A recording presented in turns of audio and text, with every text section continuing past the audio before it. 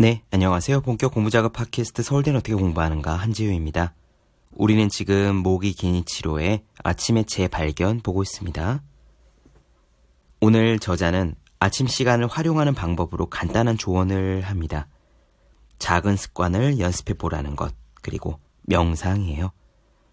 작은 습관이란 사실 우리가 이 방송에서 여러 번 다루었던 주제입니다.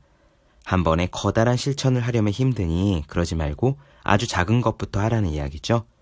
책 한쪽 읽기, 영어 단어 2개 외우기처럼요. 이런 작은 습관에 이어서 명상에 대한 부분이 이어집니다. 저자가 명상에 얼마나 조예가 있는 사람인지는 잘 모르겠습니다. 하지만 동양의 수행 전통에서는 오랫동안 경험이 축적되어 온 이 명상에 대해서 서양의 뇌과학이 그 효과를 입증해내기 시작했어요. 재미있는 단어가 하나 나오는데 오늘 등장하게 될 디폴트 모드 네트워크입니다. 디폴트란 아무것도 하지 않았을 때의 최초값을 말하죠. 예컨대 스마트폰을 초기화시킬 때 거기에 설정되어 있는 값이 디폴트 값이라고 합니다. 우리 뇌에도 디폴트 모드라는 상태가 있음을 뇌과학에서 이름을 붙였는데요. 이 상태가 대략 명상하는 상태 혹은 멍 때리는 상태와 비슷합니다. 물론 명상과 멍 때리기는 달라요. 명상에는 알아차림이 있지만 멍 때리기에는 알아차림이 없습니다. 그냥 아무 생각도 안 하고 멍하니 있는 거예요. 그럼에도 불구하고 둘 중 어느 쪽이든 간에 창의적인 아이디어를 내는 데는 도움이 됩니다. 이건 창의력이 어디서 나오느냐와 연결되는 문제인데요. 정보를 뇌 속에 가득 넣은 다음에 거기서 살짝 느슨해졌을 때, 그 정보들에서 거리를 살짝 두었을 때 소위 다른 생각이 튀어나옵니다. 바로 창의력이죠. 오늘 이야기 직접 들어보시겠습니다. 바로 시작할게요. 스트레스가 많은 현대사회에서 어떻게 하면 스트레스를 덜 받고 불안과 고민을 해소하고 뇌의 긴장을 풀 수 있을까? 도무지 집중이 안 되고 부정적 생각이 떠나지 않을 때는 어떻게 대처해야 할까? 이번 장에서는 아침 시간을 활용해 불안과 스트레스를 이겨내는 법, 아침에 두뇌의 스위치를 초기화하는 법에 대해 이야기하려 한다. 내게는 전 세계를 돌아다니며 모험을 즐기는 멘토 한 분이 있다.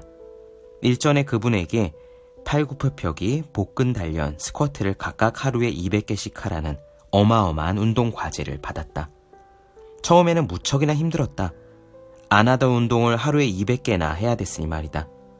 허벅지, 옆구리, 팔뚝 등 신체의 온갖 부위에서 비명을 질러댔다. 그래도 조금 익숙해지자 운동하는 습관이 들어서 4개월 정도는 계속했던 것 같다. 그런데 매일 꾸준히 하기가 힘들어서 결국은 그만두고 말았다. 그로부터 얼마쯤 지나 이런 생각이 들었다.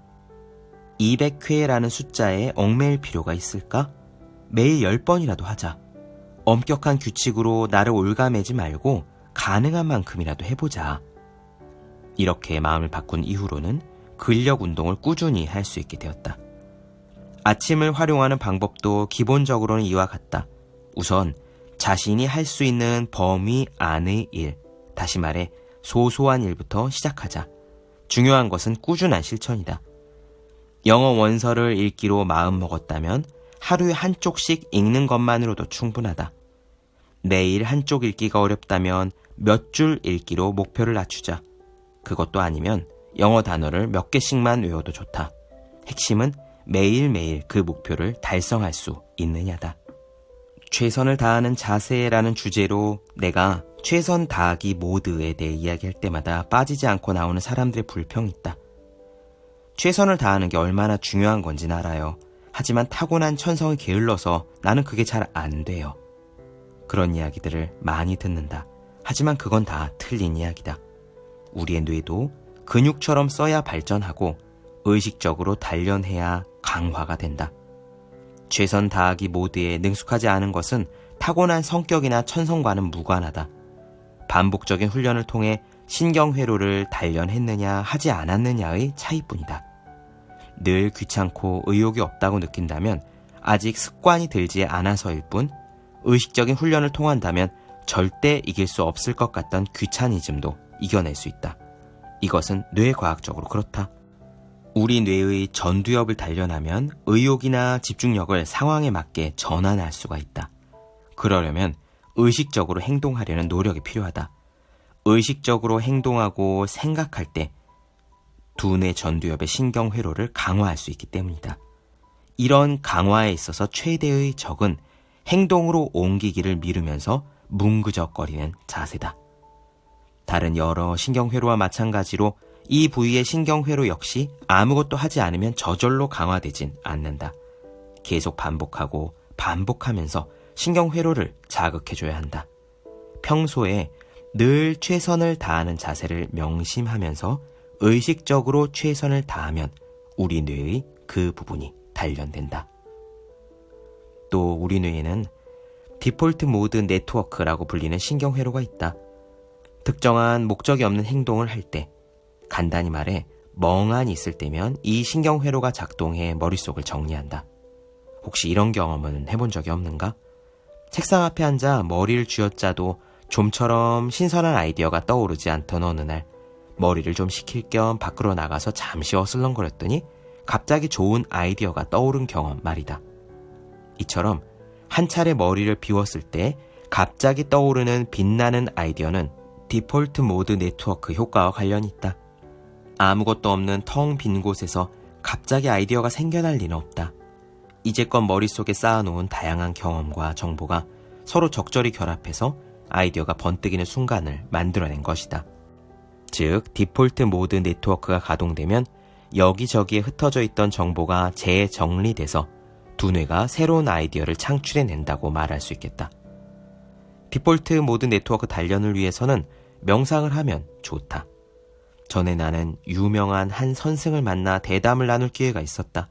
그때 나는 그와 함께 좌선을 하면서 불안정한 마음을 가라앉히고 머리를 비우게 돕는 명상의 효과를 실감했다. 이런 명상을 꼭 아침에 해보기를 권한다. 아이디어가 고갈되었을 때, 불안감이나 고민에 시달릴 때 시도해보면 큰 효과를 볼 수 있다. 호흡을 천천히 가다듬으면서 그 상태를 5분에서 10분 정도 유지하면 서서히 몸과 마음이 비워진다. 평온한 상태에서 디폴트 모드 네트워크를 가동시키면 창의력 넘치는 하루를 보낼 수 있을 것이다. 디폴트 모드 네트워크와 마찬가지로 창의적인 아이디어와 관련이 있는 말이 세렌디피티라는 단어다. 이 단어는 18세기 영국의 작가인 호레이스 월폴이 만든 말로 편지에다가 뜻밖의 행운을 발견하는 능력을 세렌디피티라고 부르세라고 적은 것이 그 시작이었다고 한다. 이렇듯 우연인 듯 보이지만 그 속에서 누구도 보지 못한 발견을 하고 새로운 물건의 발명으로 이어지게 하는 생각을 세렌디피티적 사고라고 부르기도 한다. 수많은 인기 상품이 바로 이런 우연한 세렌디피티적 사고에서 탄생했다. 누구나 아는 포스트잇도 그 대표적인 사례다. 이런 우연한 사건이나 만남의 기회가 누구에게나 찾아오는 것은 아니다. 우연을 필연으로 바꾸려면 다음과 같은 세 가지 마음가짐이 필요하다. 첫째, 행동. 둘째, 깨달음. 셋째, 수용이다. 가만히 멈춰있는 사람에게 행운이 알아서 찾아오지는 않는 법이다. 실제 행동으로 옮기지 않으면 아무것도 시작되지 않는다. 이럴 때는 특정한 목적이나 이유를 만들지 말고 우연한 만남의 기회를 많이 가져야 한다. 그렇게 행동하다 보면 다양한 자리에서 다양한 사람과 만나며 다양한 경험을 얻을 수 있다. 다음으로 필요한 것은 깨달음이다. 세렌디피티를 발전시키려면 자신이 만난 사람의 가치관을 깨달아야 한다. 모처럼 근사한 만남의 기회가 있어도 상대의 매력이나 가치관을 알아차리지 못하면 우연에 숨어있는 열기가 식어버리기 때문이다. 이를 위해서는 항상 자신의 주변에 관심과 애정을 기울일 필요가 있다. 마지막으로 필요한 것은 수용이다. 아무리 많은 우연을 알아차려도 그게 자신과 관계없는 일로 치부해버리거나 자신의 신념에 반한다고 거부한다면 우연을 행운으로 발전시키기가 어렵다. 고정관념에서 벗어나 자신이 잘 모르는 분야도 열린 마음으로 받아들이려는 그런 자세가 중요하다. 이런 수용의 자세야말로 자신의 인생관과 가치관에 큰 영향을 미친다. 그만큼 세렌디피티에는 없어서는 안 될 요소인 것이다.